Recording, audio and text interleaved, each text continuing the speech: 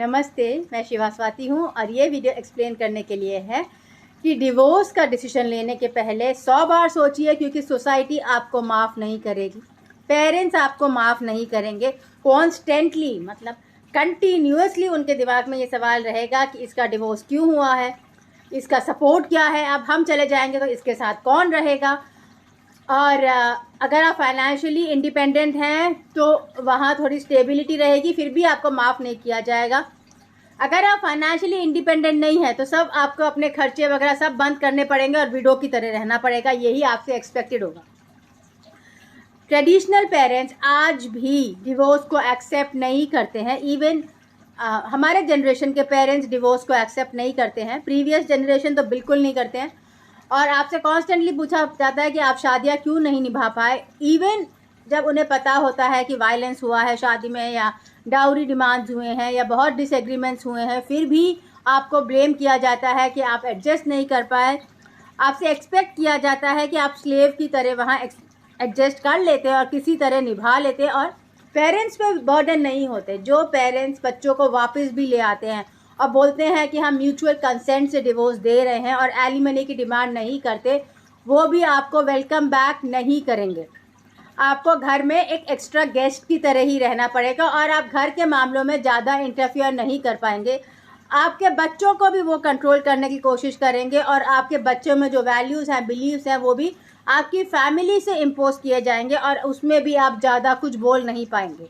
आपका स्टेटस एक क्वीन से एक गेस्ट की तरह हो जाता है, या किंग से एक गेस्ट की तरह हो जाता है, जहां आपकी नहीं चलती है, क्योंकि आपका एक मेजर फेलियर रहा है कि आपने अपना लाइफ पार्टनर ही गलत चुन लिया है, या आप अपने लाइफ पार्टनर के साथ ही एडजस्ट नहीं कर पाए। तो अब आपका सपोर्ट क्या है।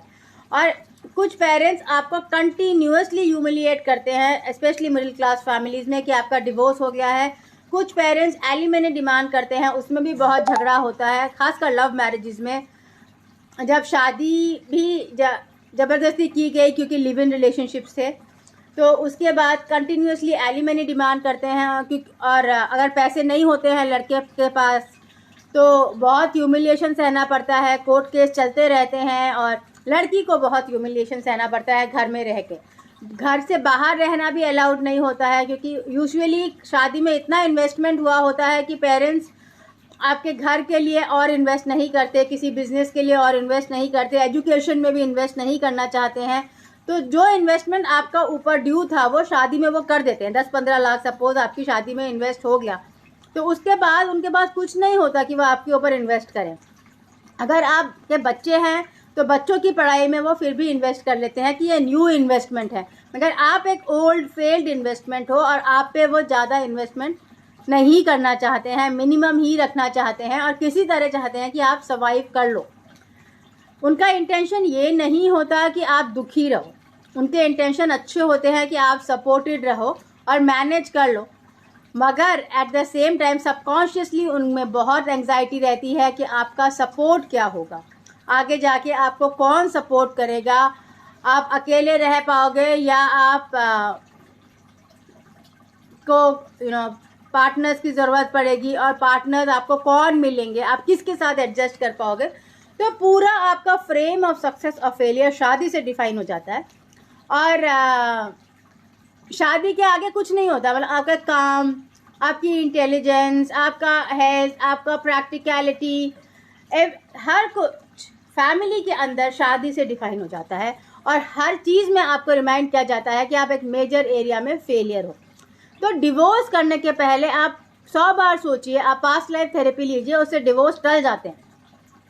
बिकॉज आप अपने बच्चे को एज अ पेरेंट भी वापस लाओगे ना, तो भी आप उसको उसकी आइडेंटिटी के साथ रहने नहीं दोगे। आप उसको कॉन्स्टेंटली चाहोगे कि वो आपके दायरे में फिट हो जाए, क्योंकि वो उसने एक बार तो गलती कर ही दी है, तो वापस अब वो आपकी हर बात माने, तो बच्चे को आपके सफोकेटेड लगेगा। तो कोशिश कीजिए कि डिवोर्स नहीं हो। पास्ट लाइफ थेरेपी से डिवोर्स टल जाते हैं, स्पिरिट रिलीजमेंट के थ्रू, ब्लैक मैजिक रिमूवल के थ्रू। और अगर डिवोर्स होना है तो पास्ट लाइफ थेरेपी के साथ आराम से म्यूचुअल कंसेंट में डिवोर्स हो जाता है। मगर आप एक्सेसिव एलिमनी चाहते हैं तो उसमें फिर बहुत लंबा झगड़ा होता है, क्योंकि वो कार्मिक होता है, किसी से आपने पिछले जन्म में लिया है तो वो आपसे इस जन्म में ले रहा है। तो फिर वो एलिमनी में लंबा झगड़ा होता है, ह्यूमिलिएशन होता है, और अगर बहुत ज़्यादा एलिमनी मिल भी गई तो दूसरी शादी नहीं हो पाती है, क्योंकि एक डेट हो जाता है, एक लोन हो जाता है जिसने एलिमनी आपको दी है। तो फिर दूसरी शादी मैनिफेस्ट ही नहीं हो पाती है। वो जो पहला लोन है वही आपके सिर पे भारी रहता है, और उस इंसान की एनर्जीज आपको कंट्रोल करती रहती हैं, जैसे आप मेंटली एक जेल में बंद हो। तो शादी और डिवोर्स बहुत क्रिटिकल डिसीजंस हैं। कोशिश कीजिए कि आप बचपन से कंपैशन सीखें ताकि आप शादी में गिव इन कर सकें और सैक्रिफाइस कर सकें, और कंपटीशन पार्टनर्स में ना रहे। अगर पार्टनर्स में कंपटीशन रहेगा तो शादी सक्सेसफुल नहीं हो सकती है। आप एक दूसरे को ग्रो करें, एक दूसरे की अर्निंग करने में हेल्प करें, ताकि एक दूसरे पे आप ज़्यादा डिपेंडेंट नहीं हो और आपका पैसा अपने पास भी रहे, अपनी मर्जी से आप खर्च कर सकें। ये कॉन्स्टेंटली आप दूसरे की मर्जी से खर्च करेंगे तो फिर आप सफोकेटेड फील करेंगे। सो डिवोर्स करने की जगह आप ये सोचिए कि किस तरह आप को एग्जिस्ट कर सकते हैं और रेस्पेक्टेबली रह सकते हैं एक सोसाइटी में, और वॉकआउट ना कीजिए।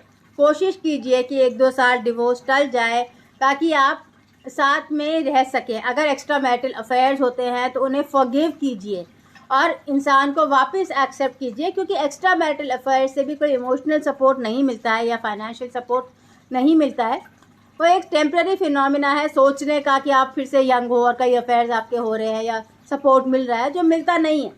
तो शादी के बाद एक्स्ट्रा मैरिटल अफेयर्स भी यूजुअली फिजल आउट हो जाते हैं और फिर आपको एक दूसरे पे वापस इमोशनली डिपेंड करना पड़ता है। तो फॉरगिव करना सीखिए, माफ़ करना सीखिए और कोशिश कीजिए कि सपोर्ट कर सके, क्योंकि वो जो नया सपोर्ट आप एक्सपेक्ट कर रहे हो अपने पेरेंट्स से या मिराक्युलसली भगवान से, वो आता नहीं है। उसमें बहुत साल लग जाते हैं, बहुत मेहनत लगती है। नया कैरियर एस्टैब्लिश करने में 20-30 साल लग जाते हैं और मेहनत भी बहुत लगती है और कांस्टेंट एंग्जाइटी रहती है। एलिमनी के बाद भी जेल की फीलिंग आती है। सो इधर वेज, चाहे आप एलिमनी लो या ना लो, सिचुएशन आसान नहीं है।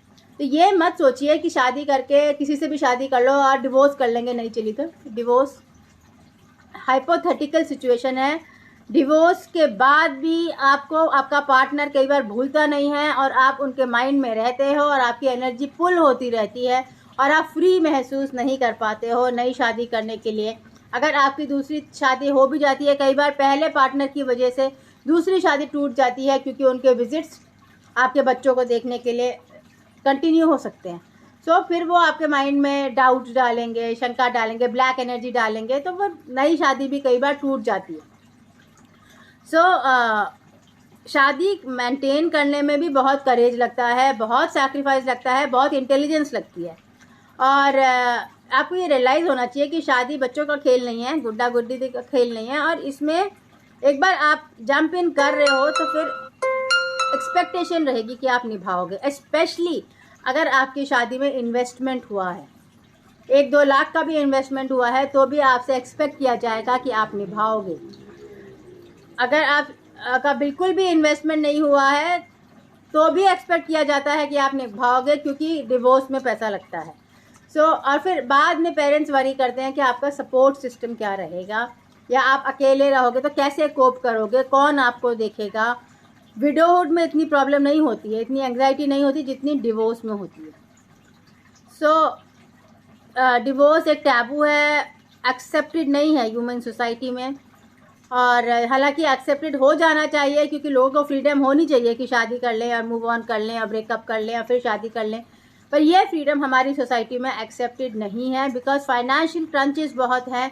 लोग एक दूसरे पे शादी के बाद डिपेंड करने लग जाते हैं फाइनेंशियली, और फिर वो फाइनेंसेस एडजस्ट नहीं हो पाते डिवोर्स के बाद।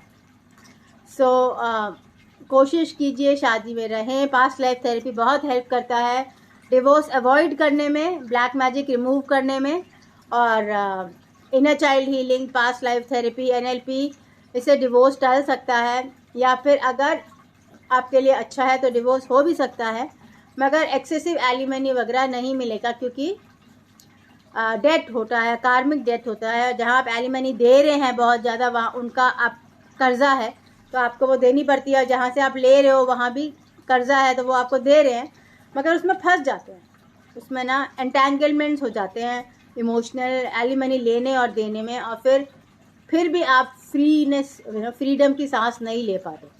ईजीएस्ट होता है कि आप कट ऑफ कर लो बिना एलिमनी के, और अपना आपका कैरियर है तो वो कंटिन्यू होता रहे। फिर भी आप इमोशनल सपोर्ट के लिए क्रेविंग करते रहोगे, और कई बार extra marital affair only temporary satisfaction देते हैं, और जो इमोशनल कमिटमेंट आप सीख कर रहे हो वो आपको नहीं मिलता है।